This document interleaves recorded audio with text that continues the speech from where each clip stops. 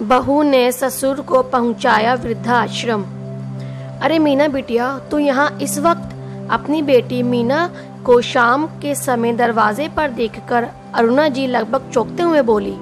हाँ मैं, और क्या इस वक्त? क्या अब ये मेरा घर नहीं है? अरे कैसी बातें करती है, मैं तो बस राजेंद्र भाई साहब कहीं घूमने गए हैं, मेरा मतलब किसी के यहाँ। सीमा ने गुस्से में अपनी माँ को देखते हुए कहा। गए नहीं थे, मगर मैंने आज सब झंझट ही खत्म कर दिए हैं। झंझट? कैसा झंझट? बेटा तू बता, राजेंद्र भाई साहब ठीक तो हैं? घर में घुसते हुए सोहन बाबू चिंतित से होकर बोले, जो कि ड्यूटी से लौटे थे। पापा, दुखी कर दिया था उन्होंने, मेरी जिंदगी ही खराब कर दी थी। सोचा था रमेश जी के बाद में उनकी बहू नहीं बेटा बनकर सेवा करूंगी, मगर कभी कुछ तो कभी कुछ आए दिन मुझे दुखी करते रहते थे। आज मैंने सब झंझट ही खत्म कर दिया। क्या किया तूने? राजेंद्र भाई साहब के साथ बोल, गुस्से से सोहन बाबू चिल्लाते हुए बोले। पापा, मुझे समझ नहीं आता, आप मेरे पापा हो या मेरे ससुर के भाई। बेटी घर आई है, बजाय इसके कि उसके दुख दर्द को पूछते, बस राजेंद्र भाई साहब। मीना आखिर बात क्या है? अरुणा जी बीच में बोली। मीना रो पड़ी।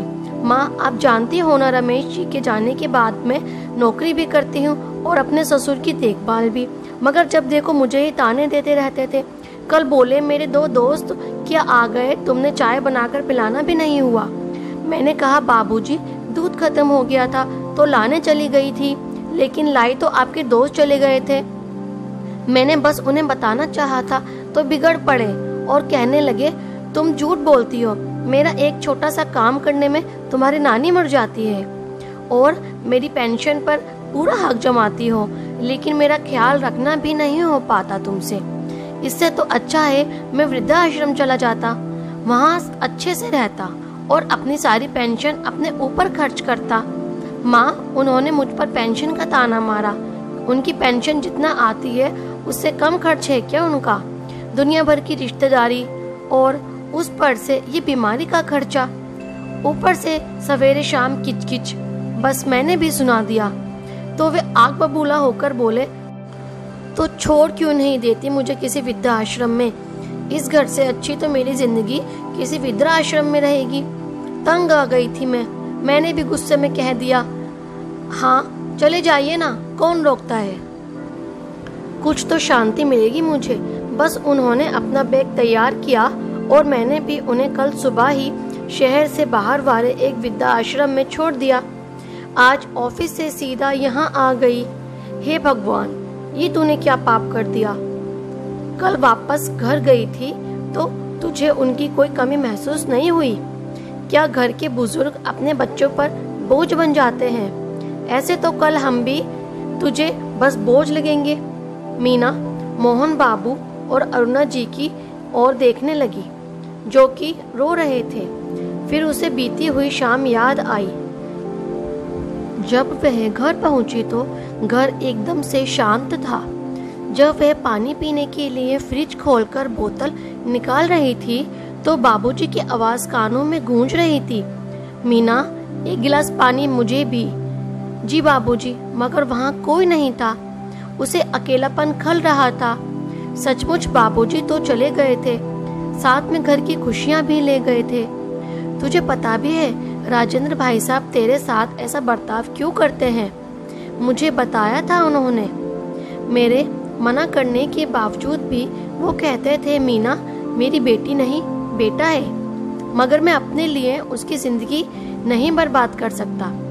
वो मेरे जीते जी दूसरी शादी नहीं करेगी, साफ साफ मना करेगी। वो मेरे लिए अपनी जिंदगी खराब कर ले, एक पिता होकर अपनी बेटी को बर्बाद होने दूं? नहीं, मैं अपने लिए अपनी बेटी को ये कुर्बानी करने नहीं दे सकता।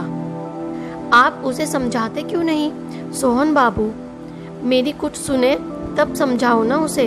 वो कहती है कि आप उसकी जिम्मेदारी हैं, तो उसे ही ये जिम्मेदारी उठानी होगी, और शायद इसलिए वो तुम्हारे साथ ऐसा बर्ताव करते हैं ताकि तुम उनसे परेशान होकर दूसरी शादी कर लो।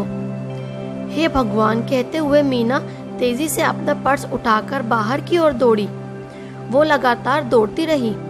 आश्रम पहुंचकर जैसे ही उसने अपने बाबूजी को देखा तो लोक लाज भूलकर ऐसे गले लगी जैसे बचपन में मेले में बिछड़ने के बाद मिलने पर अपने बाप के गले लगी थी।